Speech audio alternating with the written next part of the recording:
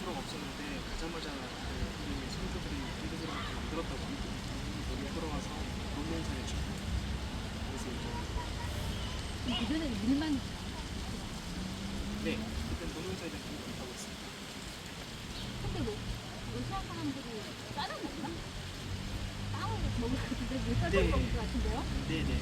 근데 쌀을 만든 것이 그 소비에트의 식량 가구에 이름이 몰라? 큰 이해 없이 그냥 보낸 것 같습니다. 일단 그 300만이 돈을 들었고 뭐 기록에 따라 500만이라는 얘기도 있고 비었고 모두가 가서 아마 제가 그냥 개인적으로 처음 하기로는 노동력이 이제 필요해서 그냥 보내지 않았나 싶어요. 근데 그 우크라이나에 이제 클락이라고 하는 사람들 다 죽였기 때문에 생산량이 떨어졌잖아요. 이게 이제 집단 농장처럼 됐는데 그럼 뭐 강제 이주를 당한 조선인들은 집단 농장 체제인데도 그렇게 열심히 한 거예요. 자기 게 아무것도 없는데? 네 맞습니다. 좀 억지르지 않잖아. 내가 열심히 했는데 내게 아무것도 안 되는데 그렇게 열심히 한다.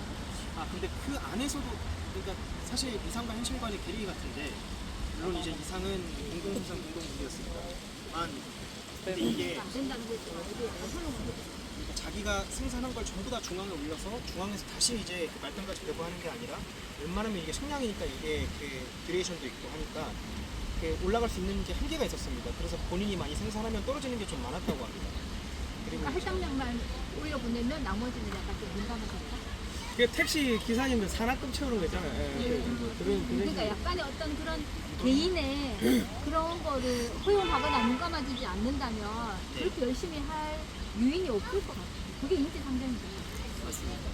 그래서 우리 선조들이 대단한 것 같습니다. 그 가운데서도 공동체를 꾸리고 한인 신문을 발간을 하고 나중에 이제 소비에트 당국에서 한인 신문 발간을 이제 금지를 하긴 했는데 그래도 이제 레닌, 기치 뭐 이런 민족 신문도 발간하고 있었습니다. 그러니까 이제 그 지역에 가보면은 이제 그 처음에 이게 손으로 이렇게 손으로 땅을 파가지고 거기서 바람을 피하고 했다더라고요.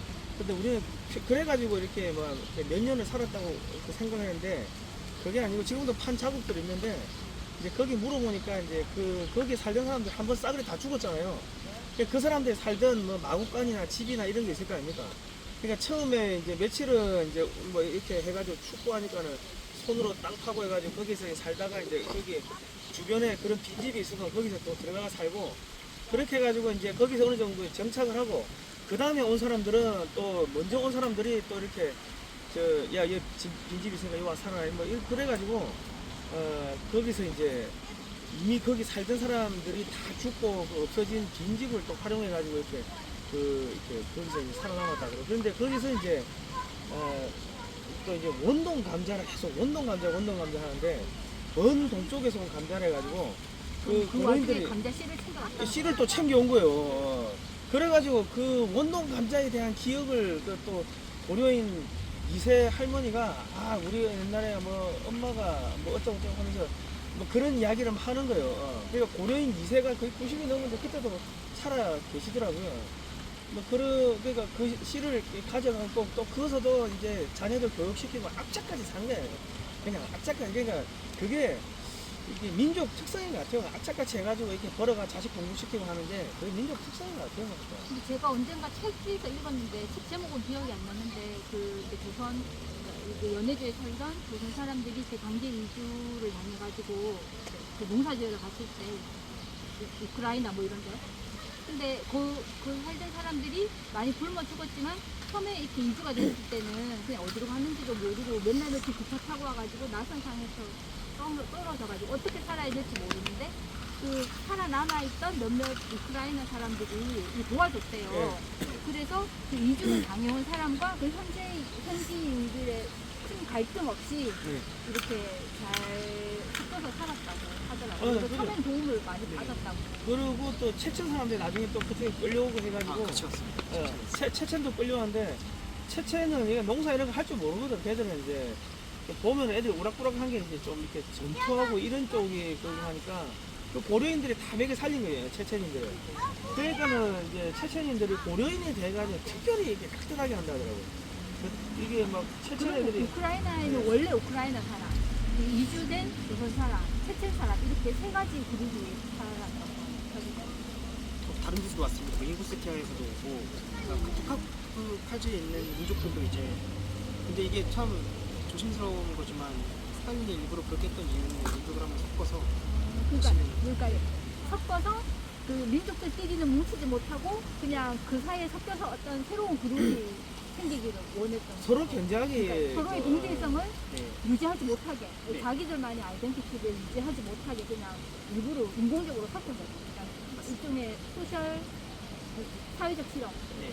소셜 엔지니어링. 이제 뭐 서로 감시하게 만드는 뭐 그런 목적으로 한 것 같은데 근데 또 이제 근데 왜 거기에서만 그렇게 섞었어요? 아니면 시베리아나 이런 데도 막 섞었나요? 그때 우크라이나가 이게 어원으로 따지면 러시아어로 변방이라는 뜻입니다. 근데 실제로는 우크라이나의 그 수도 뭐지? 키예프가 러시아 공국의 발상지라고.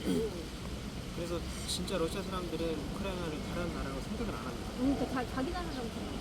네, 진짜 그렇게 생각을 하고 경상도에서 잠깐 독립을 한 적이 있었던 것으로 이해하시면 되는데 우크라이나가 1년 정도 독립을 했던 기간이 있었거든요. 근데 다시 좀 폭동나겠습니다. 러시아처럼. 그리고 저기 우크라이나 사람들을 저기 연해주로 또 끌고 와요. 거기 우크라이나 사람들만 살고 있는 그 지역이 있습니다. 그러고 저기 또 유대인들을 또 끌고 와요. 그래가지고 비로비전 유태인 자치구가 또 흑룡강성 우리 쪽에 또 비로비전 유태인 자치구가 있거든요. 여기도 섞고 저기도 섞고. 막 섞은 거지 뭐. 지들은 안 섞으면서 지들은 유태인 아닙니다. 그래도 유태인이야.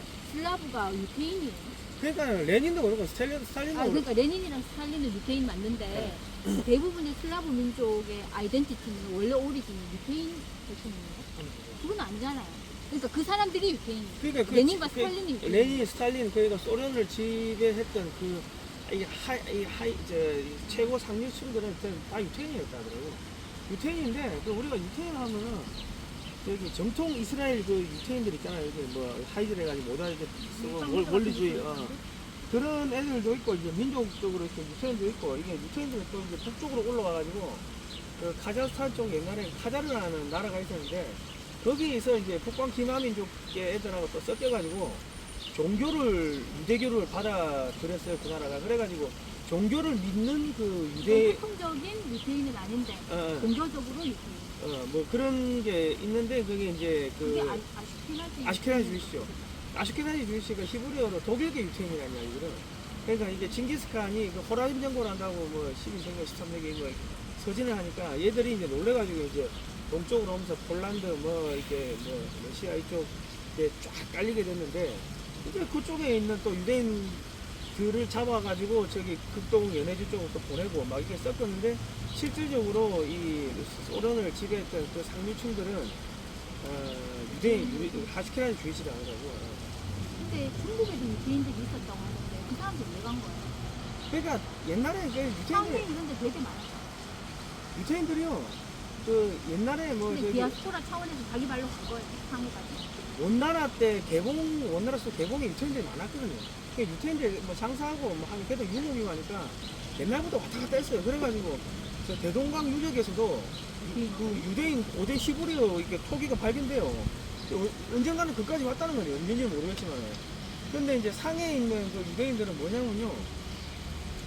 그 일본이 그 유대인 자금으로 만주국을 만든다고 해가지고 유대인들 데리고 오는데 이제 독일이 그 좀 싫어하고 하니까는 독일 이렇게 데리고 오다가 상해에다 버려요. 또 유대인들을 버려가지고 그 상해에서 거기서 뭐 굶어 죽고 뭐 얼어 죽고 하면서 거기서 또 거기 있는 현지인들하고 이렇게 악착같이 해가 또 살아남아가지고 유대인 가정을 이루고 해가지고 유대인들이 또 상해를 많이 살게 된 거죠.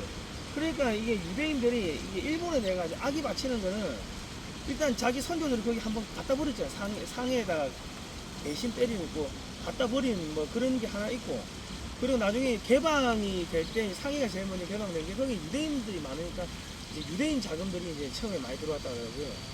그리고 이제 그 만주에 만주국을 할 때 그때도 유대인들을 이게 일본인들이 교묘하게 뒤통수 치고 이게 배제를 시킨 거예요.